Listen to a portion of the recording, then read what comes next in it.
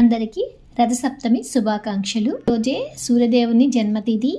ఈరోజు సూర్యోదయానికి పూర్వమే లేచి నదిలో కానీ లేదంటే దగ్గరలో ఉన్న కాలువలో కానీ మనకి అంతకి కుదరకపోతే ఇంటి దగ్గర కానీ జిల్లేడాకులు రేగుపళ్ళను తల మీద భుజాల మీద పెట్టుకుని యజ్జ జన్మకృతం పాపం మయా సమస్త జన్మషు తవ్య రోగాంచ శోకంచ సమస్తం హంతు సప్తమి అనే శ్లోకాన్ని 3 సార్లు చదువుతూ స్నానం చేయాలి. సూర్యభగవాను కోసం నైవేద్యానికి అయితే ముందుగా సూర్యకిరణాలు ఎక్కడ పడుతున్నాయో లేదంటే తులసి కోట పక్కనే ఆవు పిడకలతో కుంపటిని కానీ లేదంటే ఇటుకలో పొయ్యి వేసి కానీ లేదంటే డైరెక్ట్గా పిడకలని ఇలాగా హారతి కర్పూరం ఆవు నెయ్యి వేసి వెలిగించి ఇత్తడి గిన్నెలో ఆవు పాలు పోసి అవి 3 సార్లు పొంగిన తర్వాత కొత్త బియ్యాన్ని కడిగి అందులో వేసి ఉడికిన తర్వాత బెల్లం వేసి స్వామివారికి పరవాన్నం తయారు చేసి నైవేద్యంగా సమర్పించాలి.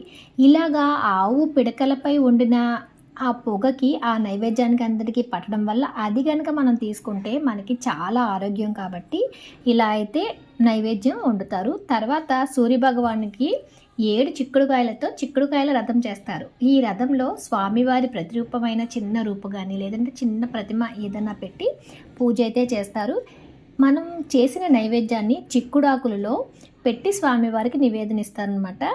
చెరుకు ముక్క, పరమాన్నం, రేగిపండు ఈ 3టిని చిక్కుడాకుల్లో పెట్టి నైవేద్యంగా స్వామివారికి సమర్పించాలి. ఈరోజు సూర్యనారాయణ మూర్తికి ఎర్రని అక్షంతలతో ఎర్రని పుష్పాలతో పూజ చేయాలి.